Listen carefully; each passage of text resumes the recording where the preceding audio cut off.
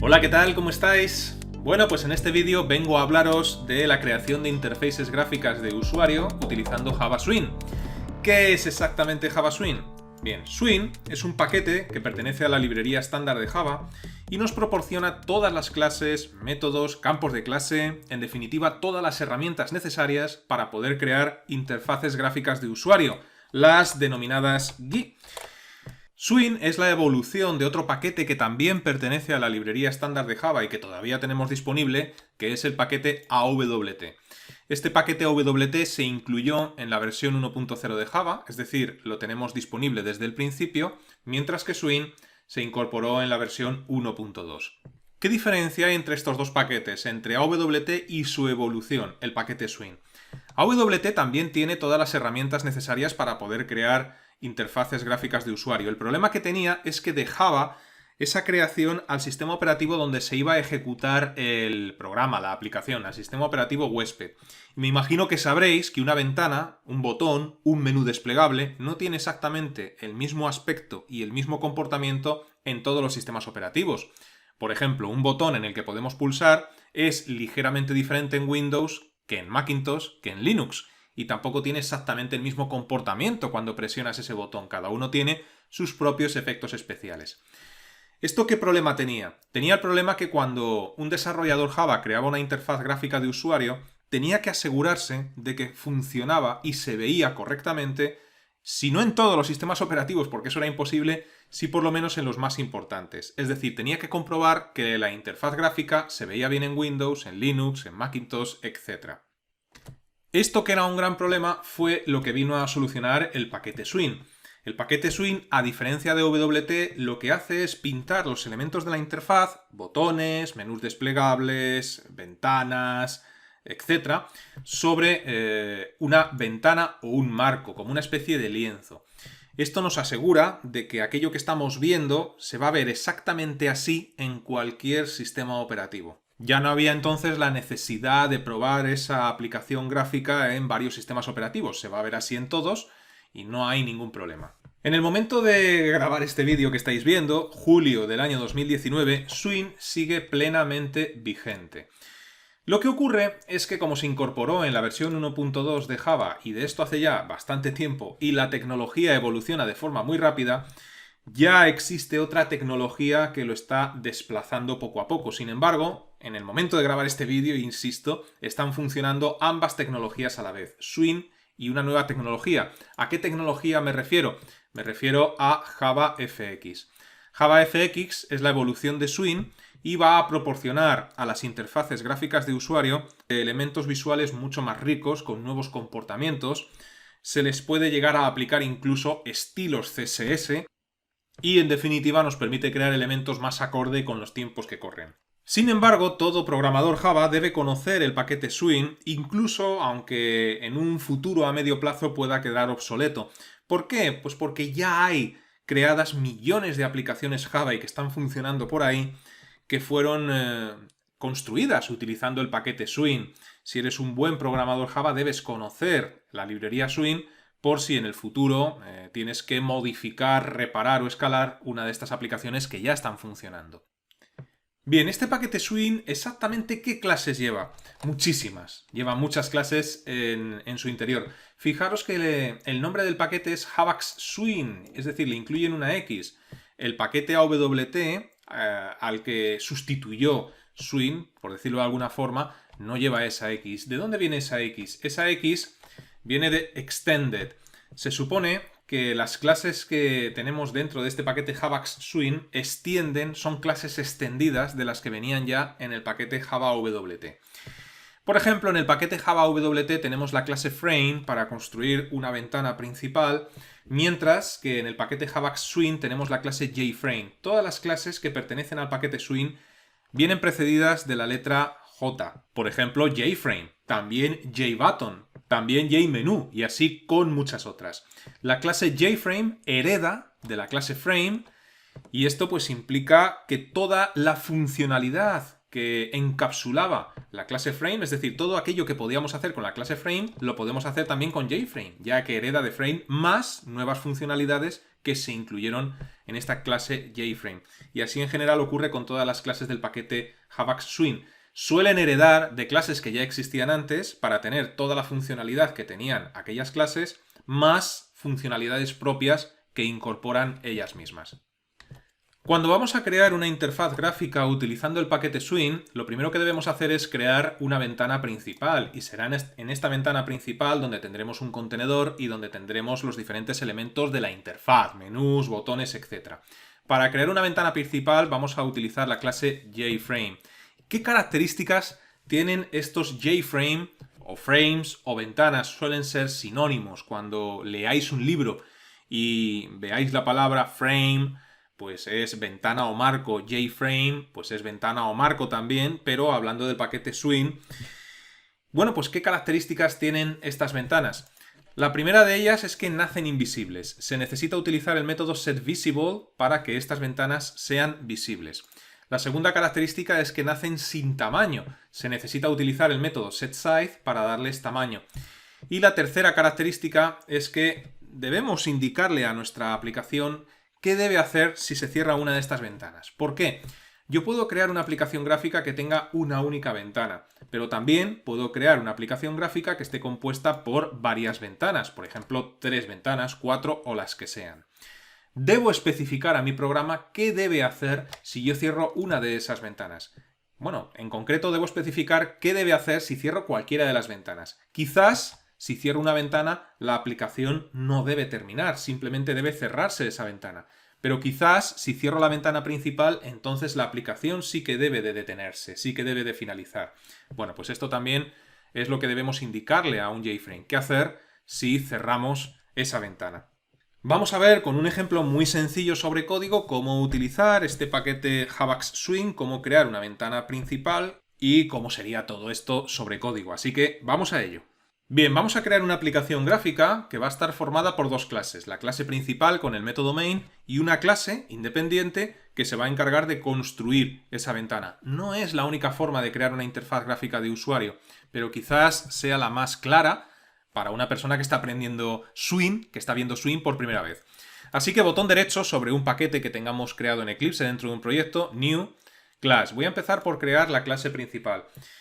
A esta clase principal la voy a llamar, por ejemplo, uso ventana, o mejor aún, uso JFrame. Y le voy a decir a Eclipse que cree el método main. Ya tenemos la clase principal. Y una vez que tenemos la clase principal, vamos a crear a continuación la clase que va a construir nuestra ventana, nuestro JFrame. Así que a continuación de la llave de cierre, creamos una clase nueva, le damos el nombre que queramos, vamos a llamar a esto, por ejemplo, JFrame propio. No suele ser buena idea utilizar palabras reservadas del lenguaje para nombrar clases, por ejemplo, JFrame. JFrame propio no pasa nada, si intentaseis llamar a la clase JFrame tendréis un error. Lo primero que debe de tener una clase que construye una ventana, un marco, es que debe heredar de JFrame. Es muy importante a la hora de programar en Java siempre tener la API en segundo plano y os aconsejo que busquéis en la API la clase JFrame y le echéis un vistazo, porque aquí hay un montón de cosas que nos van a ayudar muchísimo en la construcción de la interfaz gráfica. Así que como tenemos que heredar de esa clase, pues tenemos que agregar extends JFrame. Abrimos la llave de la clase y la vamos cerrando ya. Lo primero que debemos hacer es importar el paquete necesario. JFrame pertenece al paquete Javax Swing, que no es el paquete por defecto de Java, eso nos obliga a importar el paquete. Vamos a dejar que sea Eclipse, dejamos el ratón quieto encima del error y le decimos que importe el paquete Javax Swing. Como voy a utilizar más componentes pertenecientes a este paquete, en vez de importar solamente la clase JFrame, voy a importar el paquete entero y así me despreocupo de que necesite importar más cosas en el futuro. Bien, ya tenemos la clase que va a construir nuestra ventana. Simplemente por heredar de JFrame ya tengo disponible dentro de esta clase todos los métodos, campos, todas las herramientas en definitiva que voy a necesitar para construir la ventana. ¿Y cómo la podemos construir? Muy fácil. En esta clase creamos un constructor, así que public JFrame propio. Abrimos la llave del constructor, la cerramos Y si os acordáis, os dije hace un instante que todos los JFrame nacen invisibles y nacen con un tamaño nulo, sin tamaño. Debemos utilizar los métodos correspondientes para darle visibilidad y tamaño.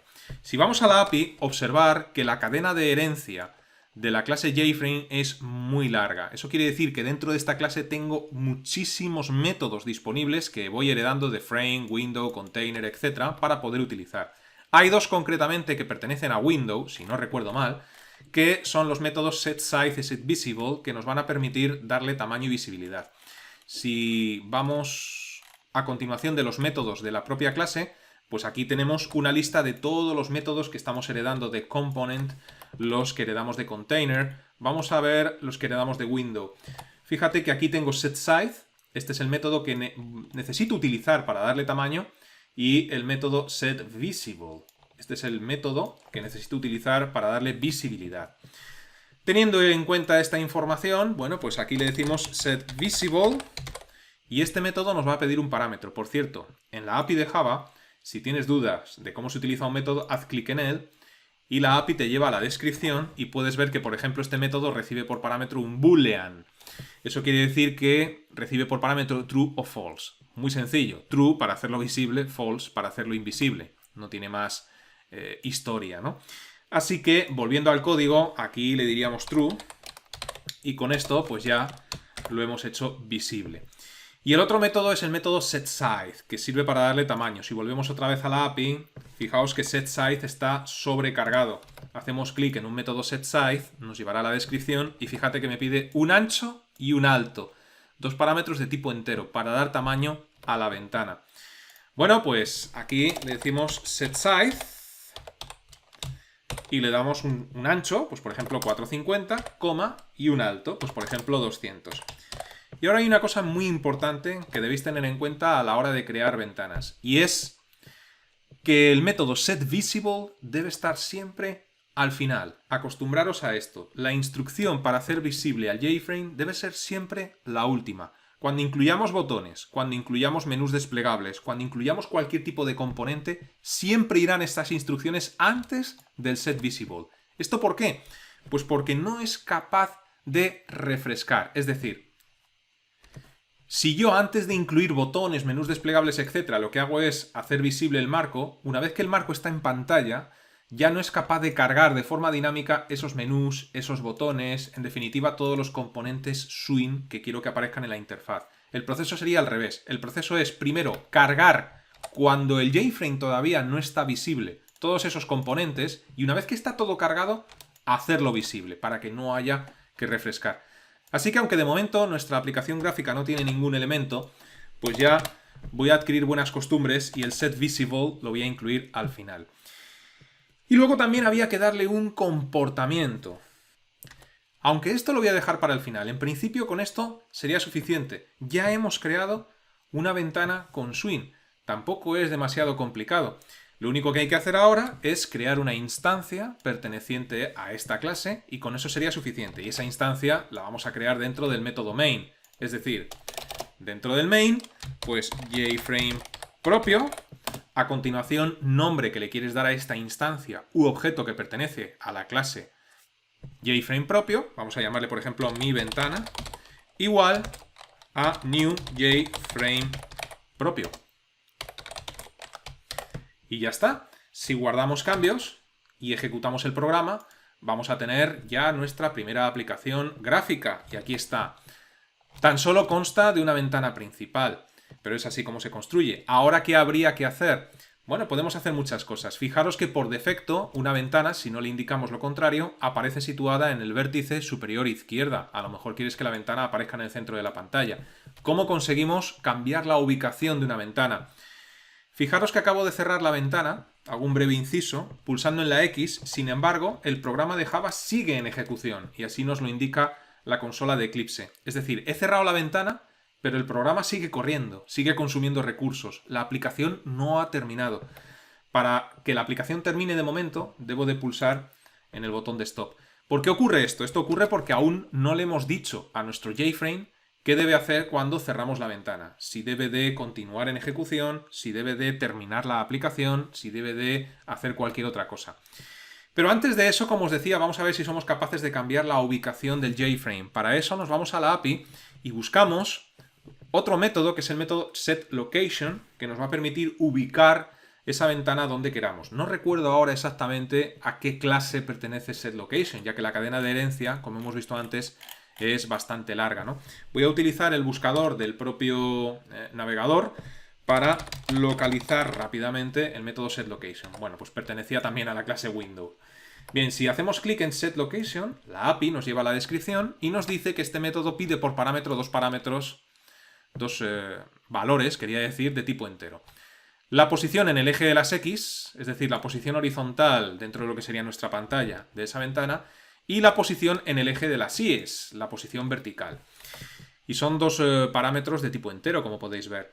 Bien, pues una vez que hemos visto esto, para cambiar la ubicación antes de hacer la ventana visible, pues podemos decirle setLocation, y ahora, pues por ejemplo, vamos a decirle 575,450. ¿Qué conseguimos con esto?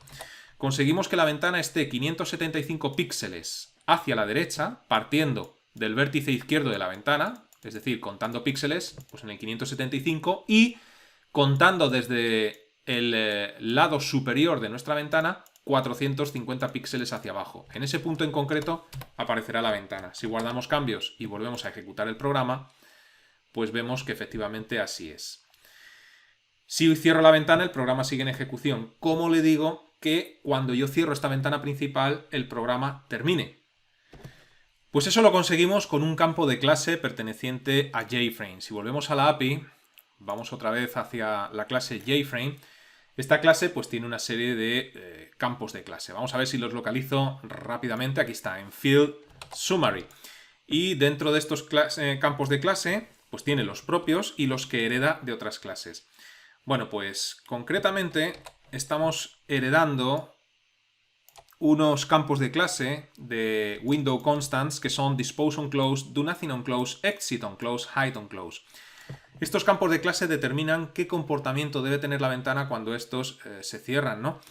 Entonces, si nosotros queremos que salga del programa cuando cerramos la ventana, debemos utilizar ExitOnClose. Si hacemos clic en ExitOnClose, la API de Java nos va a decir qué es lo que hace ese campo de clase. Y fijaos que nos dice que es static, que es final, es decir, es una constante, es de tipo entero, es decir, tendrá un valor que podemos consultar haciendo clic en Constant Field Values. Y aquí nos dice qué es lo que hace ese campo en concreto. Con toda esta información deberíais de saber ya cómo utilizar ExitOnClose. Si es static, quiere decir que me obliga a utilizar el nombre de la clase delante, es decir, jframe.ExitOnClose. Además, en la clase JFrame contamos con otro método que nos permite establecer este comportamiento utilizando el campo de clase. Ese método es setDefaultCloseOperation. Bien, pues lo tengo aquí. Vamos a seguir avanzando. A ver si lo tengo en... aquí concretamente está el método. Bueno, pues este método que nos pide, como podéis ver, un parámetro de tipo entero, lo que nos permite es establecer qué ocurrirá cuando cerramos una ventana o frame. Aquí nos lo dice la descripción.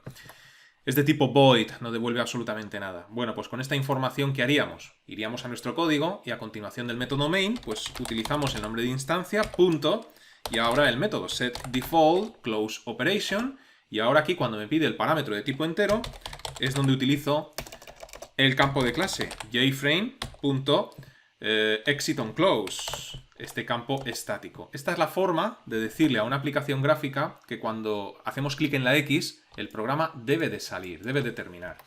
Si guardamos cambios y ejecutamos el programa, fijaos como ahora cuando yo pulse en la X, el programa terminará su ejecución. No se quedará en ejecución como ocurría antes. Cierro el programa y vemos como este automáticamente termina. Bien, pues este sería el esqueleto básico de cualquier interfaz gráfica que podáis crear con Java. Una ventana principal que podéis crear de esta forma.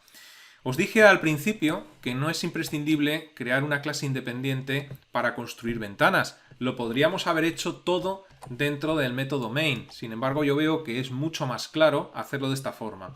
Además, una aplicación gráfica en general va a llevar siempre varios elementos en su interior, contenedores, botones, menús desplegables, etc.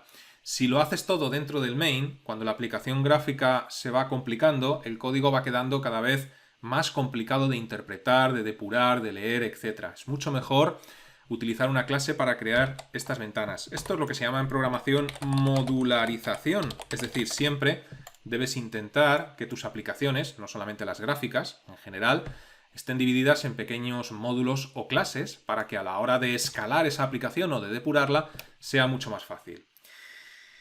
Queda un larguísimo camino por recorrer porque nos queda por ver cómo incluir componentes, cómo incluir botones, cómo incluir menús desplegables, pero bueno, este es el principio.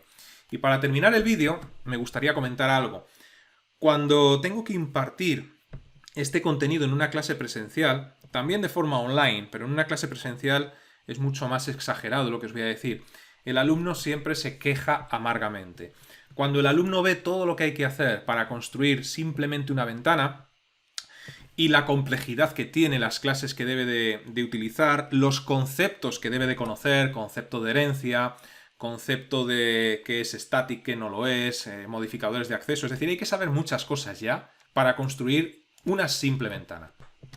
Bien, pues siempre hay un alumno o varios que cuando explico esto en una clase me dicen ¿y por qué tengo que aprender todo esto si las herramientas de hoy en día, Eclipse, NetBeans y muchas otras, pueden construirme estas ventanas de forma automática sin que tenga que picar ni una sola línea de código? Y yo para responder a esto, que puede ser que muchos de vosotros os lo estéis planteando ahora mismo, siempre pongo un ejemplo, que yo creo que es bastante ilustrativo. Cuando nosotros vamos a un banco, en un banco hay contables, ¿no?, que hacen sus operaciones contables todos los días utilizando un instrumento, que es la calculadora. Nadie se imagina a un contable que trabaja en un banco realizar sus cálculos con lápiz y papel, pero tampoco nadie se imagina a un buen contable que si le quitas esa calculadora que le hace los cálculos, no sepa hacerlos con lápiz y papel. Lo mismo ocurre con un programador. Un programador, a la hora de crear una interfaz gráfica de forma profesional, no va a crear la interfaz gráfica desde cero como hemos hecho nosotros. Utilizará una de las muchas herramientas que lo cree automáticamente. Sin embargo, nadie se imagina a un buen programador que no sepa crear esa interfaz gráfica picando código si le quitas la herramienta. En vuestra mano queda si queréis ser buenos programadores o si queréis ser programadores mediocres que siempre necesitan la ayuda de herramientas para crear código. Lo dejamos aquí, nos vemos en otro vídeo.